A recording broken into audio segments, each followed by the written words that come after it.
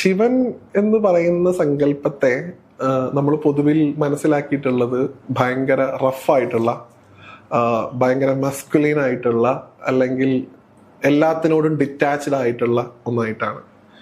പക്ഷെ ശിവൻ ഒറ്റയ്ക്ക് എക്സിസ്റ്റൻസ് ഇല്ല എന്നുള്ളതാണ് സത്യം. ശിവൻ എക്സിസ്റ്റൻസ് ഉണ്ടാവുന്നത് ശക്തി കൂടെ ഉള്ളപ്പോൾ മാത്രമാണ്. ബാക്കിയുള്ള ആർക്കും ആ ഒരു പ്രശ്നമില്ല. ഭഗവാൻ ഗുരുവായൂരപ്പൻ ഒറ്റയ്ക്കിരുന്നാലും ഗുരുവായൂരപ്പൻ തന്നെയാണ്.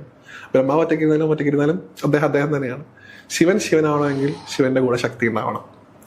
നോക്കൂ, ഈ ഒരു ദേവതാ സങ്കല്പങ്ങളും കൃഷ്ണൻ ആയിക്കോട്ടെ, കൃഷ്ണൻ രാധയെ ഉപേക്ഷിച്ച് പോയപ്പോൾ ഭഗവാൻ പെയിൻ ഉണ്ടായിട്ടുണ്ടാവും, ഇല്ല എന്നല്ല ഞാൻ പറയുന്നത്. ഭഗവാന് ഭ്രാന്തായിട്ടില്ല എന്തായാലും, അല്ലേ? സതി നഷ്ടപ്പെടുമ്പോൾ മഹാദേവന് ഭ്രാന്താവുന്നുണ്ട്.